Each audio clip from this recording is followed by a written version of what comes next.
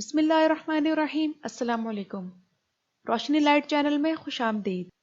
میری آج کی ویڈیو عثمان غازی کے متعلق ہے، جو کہ تاریخ کی ان اہم ترین شخصیتوں میں سے ایک ہیں جنہوں نے اناطولیہ کے ایک چھوٹے سے شہر کی سرداری سے ابتدا کر کے جلد ہی اپنی زمینوں کو مغربی ایشیا کی طرف بڑھایا۔ مگر اپنی زندگی کے تاریخی حقائق کے حوالے سے عثمان غازی آج بھی اسی جگہ کھڑے ہیں جہاں افسانے اور تاریخ آپس میں ملتے ہیں۔ یعنی کہنے کا مطلب یہ ہے کہ ان کے بارے میں مشہور بہت سی باتوں کو تاریخ دان ماننے سے انکاری ہیں، مگر وہ باتیں ترک روایات اور قصے کہانیوں میں صدیوں سے چلتی آ رہی ہیں۔ آج کی ویڈیو میں ہم عثمان غازی کے بارے میں 21 ایسے حقائق کا جائزہ لیں گے جو شاید آپ کے علم میں نہ ہوں۔ نمبر 1، عثمان غازی کی پیدائش کا عرصہ یا تاریخ صحیح طور پر محفوظ نہیں، مگر آپ 13ویں صدی میں اوز ترکوں کے ایک قبیلے جس کا نام کائی تھا اس میں پیدا ہوئے، اور یہ کائی قبیلہ 10ویں صدی میں مسلمان ہوا تھا۔ اور 10ویں صدی میں قبیلے کے مسلمان ہونے کا مطلب یہ ہے کہ آپ مسلمان ماں باپ کی ہی اولاد تھے۔ عام طور پر تو یہی کہا جاتا ہے کہ آپ 1258 میں پیدا ہوئے، مگر یہ بھی صرف ایک اندازہ ہے۔ نمبر 2، 15ویں صدی تک آپ کی زندگی کے بارے میں کچھ بھی تحریری طور پر موجود نہیں تھا، اور نہ ہی عثمان غازی کے دور حکومت کے بارے میں ان کے دور کے کسی تاریخ دان کی کتاب میں ذکر ملتا ہے۔ مثلاً اس زمانے میں کئی بازنطینی مورخین بہت مشہور تھے، جن میں جارج پیکمیرز قابل ذکر ہیں، اور شاید یہی وجہ ہے کہ تاریخ دان عثمان غازی کے دور حکومت کو تاریخ کے بلیک ہول کا نام دیتے ہیں۔ نمبر 3، عثمان غازی کو عثمان بھی کہا جاتا ہے، جو کہ ترک زبان میں عثمان کے قدیم سپیلنگ ہے۔ اس دور میں غالباً وہ عربی کے لفظ عثمان کے بجائے ترک زبان کے اوٹمان، اٹمان یا عثمان کے نام سے مشہور تھے۔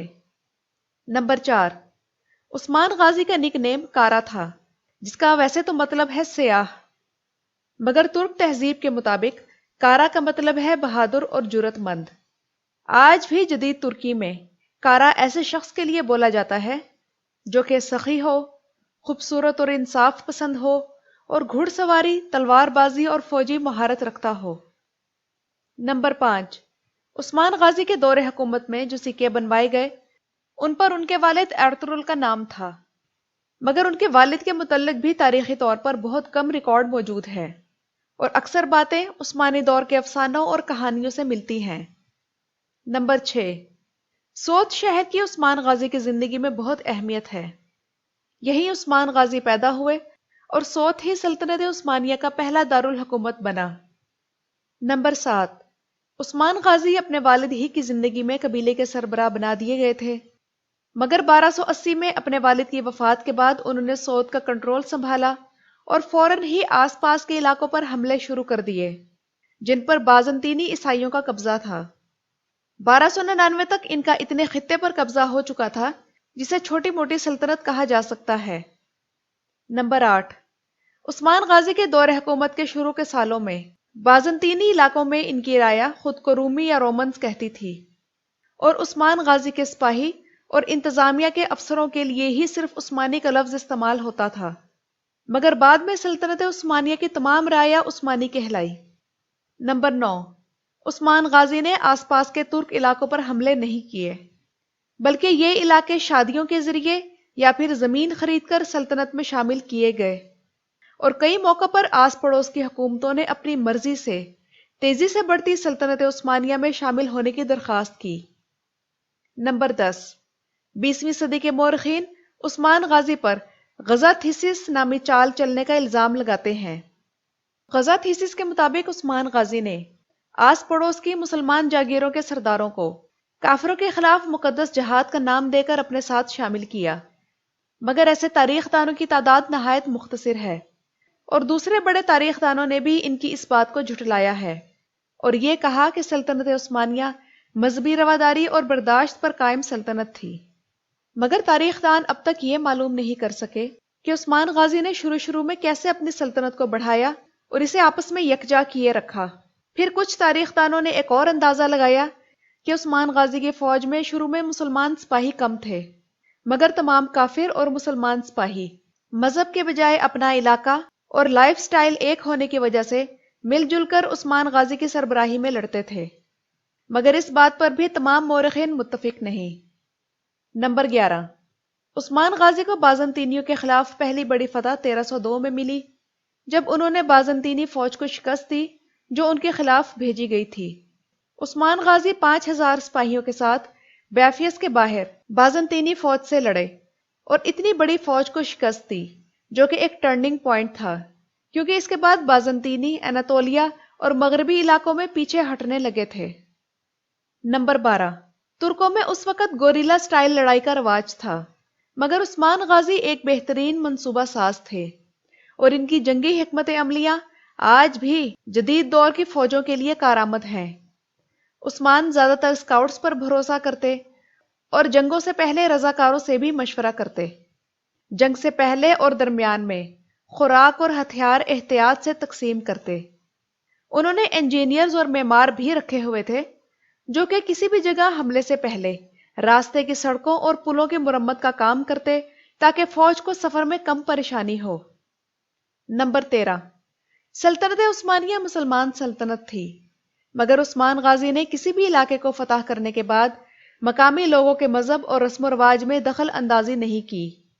آرتھوڈاکس عیسائی، جن کی مغربی کیتھولک عیسائیوں کے ساتھ مذہبی لڑائیاں رہتی تھیں اور انہوں نے کیتھولک عیسائیوں کے ہاتھوں بہت تکلیفیں اٹھائیں، انہیں عثمانی علاقوں میں خوش آمدید کہا گیا، اور اسی طرح خانقاہی درویش جو کہ مسلمان اور عیسائی ہر ایک کے ساتھ شفقت سے پیش آتے تھے، انہیں اہم فوجی عہدے دیے گئے۔ نمبر 14، انہی درویشوں میں سے ایک شیخ ایدب علی تھے جو کہ ارطغرل غازی کے مشیر اور دوست تھے، اور انہی کی بیٹی رابعہ بالا خاتون سے 1289 میں عثمان غازی کی شادی ہوئی، جس میں عثمان غازی کے مشہور خواب کا بھی حصہ تھا، اور اس خواب کی کہانی عثمان غازی کی وفات کے 100 سال بعد لکھی گئی۔ عثمان غازی کی دوسری شادی ملہن خاتون سے ہوئی جو کہ ایک مقامی سردار عمر بے کی بیٹی تھی، جن سے اورحان غازی پیدا ہوئے، جبکہ رابعہ بالا خاتون سے ایک بیٹا پیدا ہوا جس کا نام علاؤالدین پاشا تھا۔ یہ دونوں سوتیلے بھائی تمام زندگی ساتھ رہے۔ ان دونوں بھائیوں کا آپس میں بہت پیار تھا اور مرنے کے بعد بھی وہ ایک ہی مقبرے میں دفن ہوئے۔ ان دونوں کی والداؤں نے ان کی اس قدر شاندار تربیت کی تھی جس میں تقویٰ اور للہیت دونوں نمایاں تھیں۔ اس کی ایک مثال آپ یہ لے لیں کہ جب عثمان غازی کی وفات ہوئی تب اورحان غازی نے اپنے بھائی علاؤالدین پاشا کو تجویز پیش کی کہ وہ اس سلطنت کو برابر تقسیم کر کے اس پر حکومت کر لیتے ہیں، مگر علاؤالدین پاشا نے اس تجویز کو نامنظور کیا اور انہیں یہ گوارا نہیں تھا کہ ان کے والد کی بنائی گئی سلطنت اب 2 حصوں میں تقسیم ہو جائے، اور انہوں نے رضاکارانہ طور پر اقتدار اورحان غازی کے حوالے کر دیا۔ اورحان غازی نے انہیں وزیر اعظم بننے کی پیشکش کی جو انہوں نے قبول کر لی، اور وہ اورحان غازی کی وفات تک ان کے سب سے بہترین دوست، مشیر اور وزیر اعظم رہے۔ نمبر 15، اورحان اور علاؤالدین کے علاوہ عثمان غازی کے مزید 4 بیٹے اور 1 بیٹی تھی، مگر یہ معلوم نہیں کہ ان کی والدہ ملہن تھی یا رابعہ بالا، اور ان کی تاریخ میں تفصیل بھی موجود نہیں۔ نمبر 16، عثمان غازی کے لیے طاقت، اختیار اور سرداری حاصل کرنا اتنا آسان نہیں تھا۔ ایک کہانی کے مطابق عثمان غازی نے بیلچک میں بازنطینی سرداروں پر حملہ کرنے کا منصوبہ بنایا، مگر ان کے چچا دندار بے نے اس کی مخالفت کی، اور اس بات کو اپنی حکومت اور اتھارٹی کے خلاف چیلنج سمجھتے ہوئے عثمان غازی نے اپنے ہی چچا کو قتل کرا دیا۔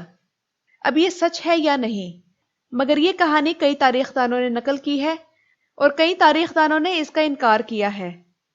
نمبر 17، عثمان غازی نے اپنی آخری جنگی فتح 1326 میں حاصل کی جب ان کی فوج نے برسا کا محاصرہ کیا۔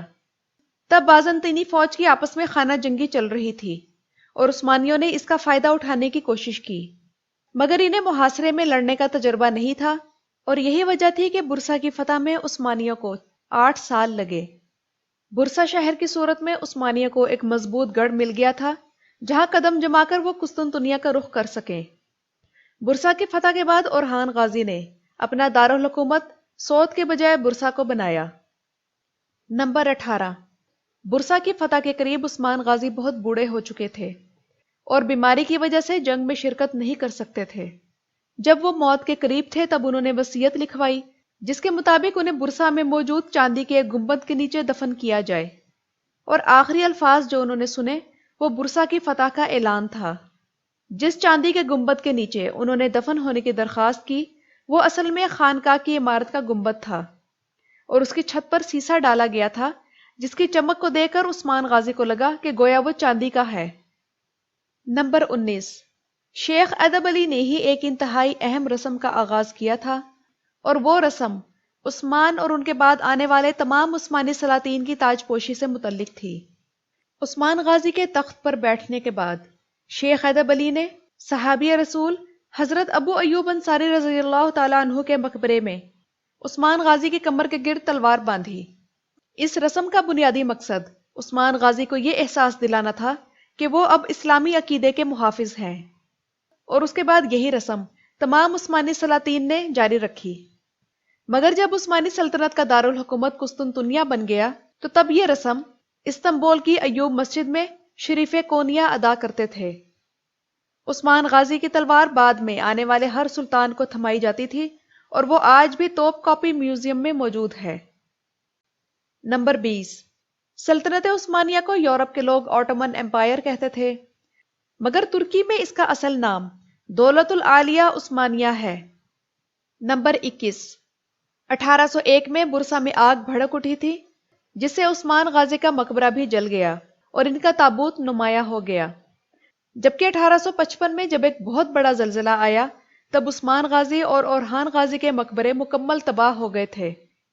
ان کے پچھلے مقبرے بازنطینی طرز تعمیر پر بنے ہوئے تھے، مگر جب وہ دوبارہ تعمیر کیے گئے تب وہ عثمانی طرز تعمیر پر بنائے گئے تھے۔